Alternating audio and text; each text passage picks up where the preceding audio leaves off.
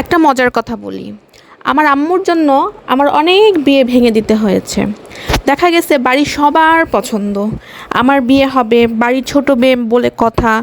তো আর সেখানে আমার বাবার পছন্দ, আমার বোনদের পছন্দ, ফ্যামিলির মোটামুটি সবার পছন্দ, কিন্তু আমার মার পছন্দ হয় নাই।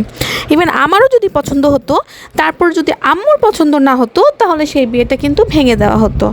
আর আমি ছিলাম যেহেতু আম্মুর কথা মতো, কারণ আম্মু ছোটোবেলা থেকে একটা বিশ্বাস ছিল যে আম্মু যা করবে ভালো করবে। তো কিভাবে যেন আমার জামাইকে আমার আম্মুর পছন্দ হয়ে যায়, আম্মু যেভাবে চেয়েছে, যেরকম ছেলে চেয়েছে, আম্মু কীভাবে যেন তাকে একবার দেখে, এক পলকে দেখে আম্মুর তাকে ভালো লেগে যায় যে না, আমার মেয়ের জন্য এই মেয়ে পারফেক্ট। কারণ আম্মুর কাছে মনে হয়েছে আম্মু যেমনটা চেয়েছে, তার ছোটো মেয়ে তার একটু কাছে থাকবে, বেশি দূরেও যাবে না, বেশি একদম যে কাছে থাকবে তাও না, মানে একটু ডিস্টেন্স থাকবে। মানে যেরকমটা আম্মু চেয়েছে, দেখতে শুনতে যেমনটা চেয়েছে, আম্মু ঠিক তেমনটাই তার মনের মতো হয়তো বা পেয়েছে। যাই হোক, তবে হ্যাঁ বলবো না আলহামদুলিল্লাহ যে আম্মুর চয়েস কখনো খারাপ ছিল বা ভুল ছিল। আম্মুর চয়েস সবসময় ভালো ছিল। ছোটোবেলা থেকে পড়াশোনার থেকে ধরে যে কোনো বিষয়, যেখানে আপদে বিপদে পড়েছি না কেন, সবার আগে আমি আমার মার আঁচলটাই খুঁজেছি। কারণ মার আঁচলের আশ্রয় যেটা পেয়েছি আমি, সেটা কোথাও পাইনি। আম্মুকে সবসময় এই জন্য বলবো অনেক অনেক অসংখ্য ধন্যবাদ যে আম্মু আমার জন্য আজ পর্যন্ত যে সকল ডিসিশনগুলো নিয়েছে সবগুলোই একদম ঠিক ছিল আমার জন্য। আজকাল দেখি অনেক ছেলে মেয়ে মুরব্বিদের কথা মানে না, অনেক ছেলে মেয়ে দেখি মুরব্বিদের কথা হেও করে, তাদের নিয়ে মজা করে, যে মুরব্বিরা হাসি তামাশা করে যে কেন শুনবো বা তাদের কথা কেন মানবো, অবাধ্য মতো কাজ করে, যেটা আমার কাছে একদমই মনে হয় না। আমার কাছে মনে হয় আপনি মুরব্বিদের জন্য যতটুকু করবেন তার থেকে না 4 ডাবলই বেশি পাবেন।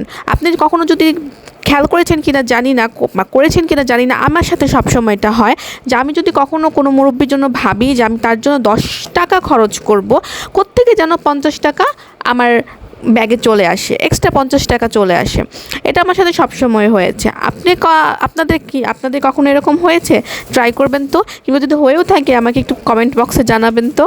আমার কাছে এটা সবসময় মনে হয় আপনি মুরব্বিদের জন্য যত করবেন, আল্লাহ আপনাকে তার থেকে 10 ডাবল বেশি দিবে, 10 ডাবল ঢেলে দিবে। কখনো হতাশ হবেন না। আর সবথেকে বড় কথা, মুরব্বিদের যে দোয়া, সেটা আপনি কোটি টাকা দিয়েও খুঁজে পাবেন না। মুরব্বিদের কাছ থেকে যে দোয়াটা আপনি পাবেন, আর সেই দোয়াটা না আসলেই কিন্তু কাজে লাগে। যে দোয়াটা মুরব্বিরা মন থেকে করে, আর মুরব্বিরা তখনই দোয়াটা করে যখন আপনি মুরব্বিদের জন্য একটু সম্মান দিয়ে কথা বলেন, একটু তার সামনে একটু নম্রভদ্র হয়ে চলেন। সবসময় মুরব্বিদের জন্য দোয়া করবেন, আর আমার আম্মুর জন্য অবশ্যই দোয়া করবেন। আজকে আম্মুর জন্য হয়তো বা আলহামদুলিল্লাহ অনেক ভালো আছি।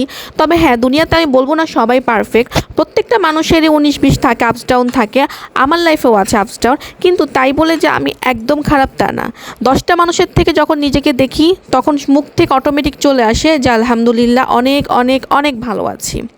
তো যাই হোক, আজকে বানিয়েছিলাম চিকেন সালামি, যেটা বাচ্চাদের সকালবেলা টিফিনে হোক, বার্গারের সাথে, কিংবা একটু তেলে ভেজে কিন্তু বার্গারের সাথে আপনি খুব সহজে বাচ্চাকে টিফিনে করে দিতে পারেন, কিংবা বিকেলবেলাও কিন্তু স্ন্যাক্স হিসেবে খেতে পারেন, কিংবা একটু কড়া করে ভেজেও কিন্তু আপনি বাচ্চাদের দিতে পারেন, শুধু সস দিয়েও কিন্তু খেয়ে ফেলতে পারবে। চিকেন সালামিটা খুবই কিন্তু টেস্টি হয়, একদম ইজি একটা রেসিপি।